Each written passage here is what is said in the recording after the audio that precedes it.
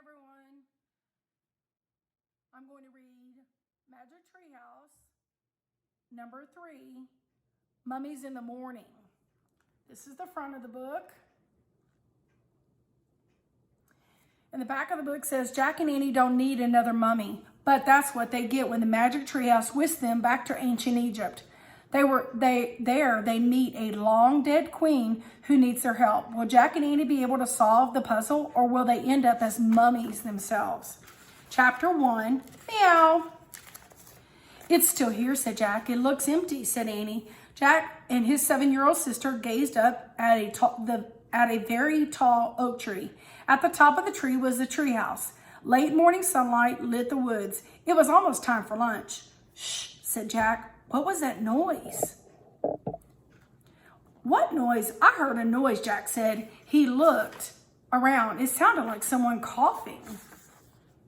That's them at the bottom of the long rope ladder to the treehouse.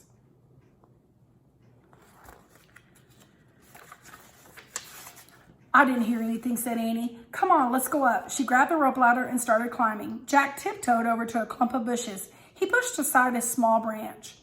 Hello, he said. Anyone there?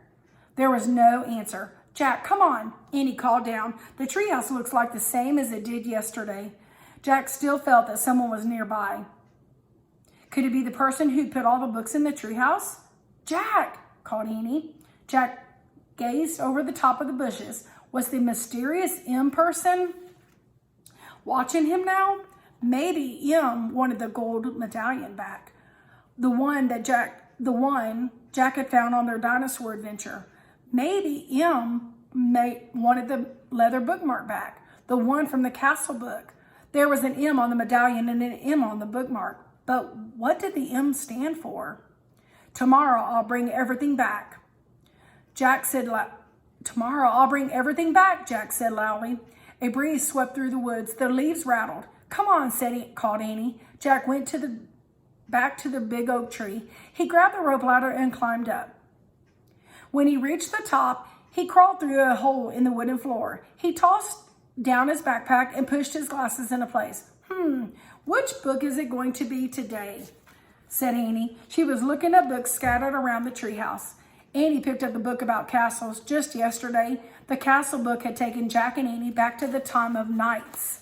Hey, this isn't wet anymore, she said.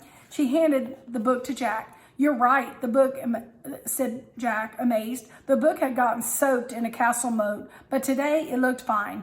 Jack silently thanked the mysterious knight who had rescued them. Watch out, warned Annie. She waved a dinosaur book in Jack's face. Put that away, Jack said nervously. The day before yesterday, the dinosaur book had taken them to the time of dinosaurs. Jack silently thanked their pteranodon who had saved him from a Tyrannosaurus Rex. Annie put the dinosaur book back with the other books. Then she gasped. Wow, she whispered. Look at this. She held up a book about ancient Egypt. Jack caught his breath. He took the book from her. A green silk bookmark was sticking out from between the pages. Jack turned the page with the bookmark. There was a picture of a pyramid. Going toward the pyramid was a long parade. 4 huge cows with horns were pulling on a sled. On the sled was a long gold box. Many Egyptians were walking behind the sled. At the end of the parade was a sleek black cat.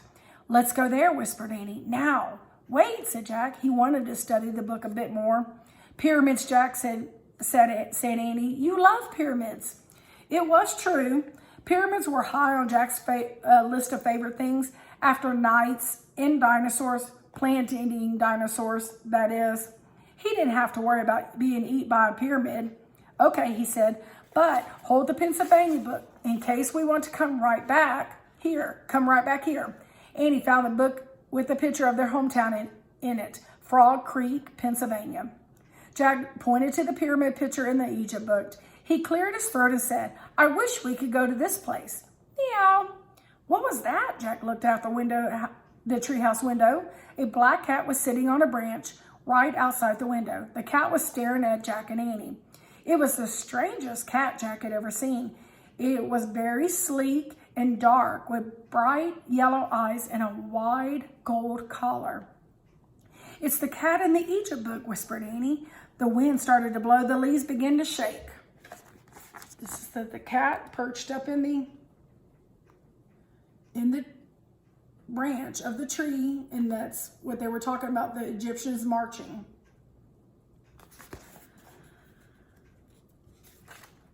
Here we go, cried Annie.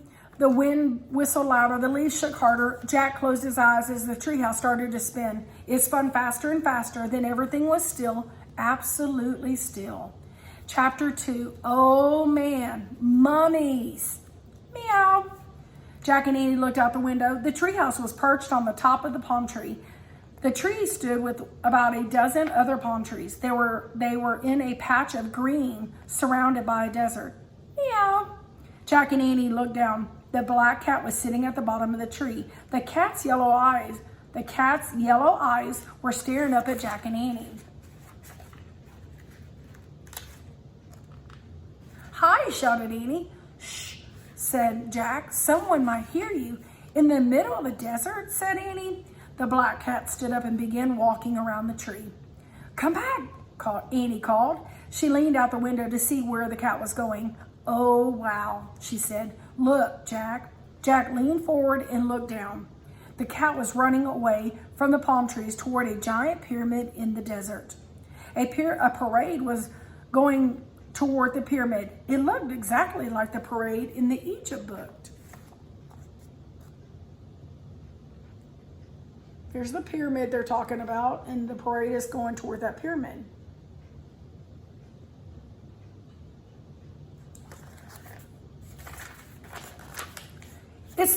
It's the picture from the book, said Jack. What are those people doing? Asked Annie. Jack looked down at the Egypt book. He read the words under the picture. When a royal person died, a grand funeral procession took place. Family, servants, and other mourners followed the coffin. The coffin was called a sarcophagus. It was pulled on a sled by 4 oxen. It's an Egyptian funeral, said Jack. The box is called a oh, forget it. He looked out the window again. The oxen, the sled, the Egyptians, and the black cat were all moving in a slow, dreamy way. I'd better make some notes about this, said Jack. Jack liked to make notes. He reached into his backpack and pulled out his notebook. Jack wrote, coffin called sarcophagus. We better hurry, said Annie. If we want to see the mummy. Annie looked down the rope ladder. Jack looked up from his notebook. Mummy? He said. There's probably a mummy in that gold box, Annie called up. We're in ancient Egypt, remember? Jack loved mummies. He put down his pencil. Goodbye, Jack, called Annie. Wait, Jack called. Mummies, Annie shouted. Oh, man, said Jack. Mummies.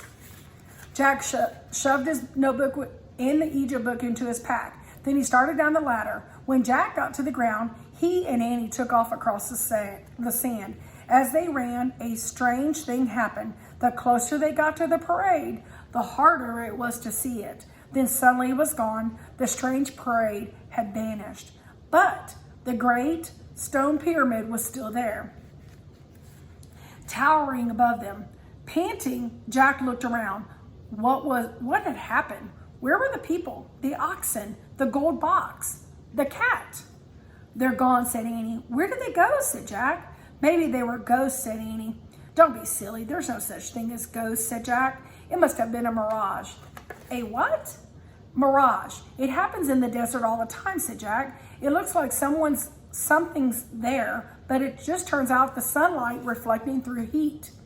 How can sunlight look like people, a mummy box, and a bunch of cows, said Annie. Jack frowned. Ghost, she said. No way, said Jack. Look, Annie pointed at the pyramid. Near the base was a sleek black cat. He was standing alone. He was staring at Jack and Annie. He's no mirage, said Annie. The cat started to slink away. He walked along the side of the pyramid and slid around a corner. Where's he going, said Jack. Let's find out, said Annie. They dashed around a corner just in time to see the cat disappear through a hole in the pyramid wall.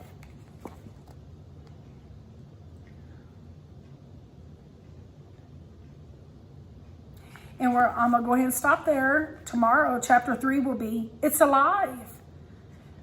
It was great seeing y'all today. I really miss y'all a lot.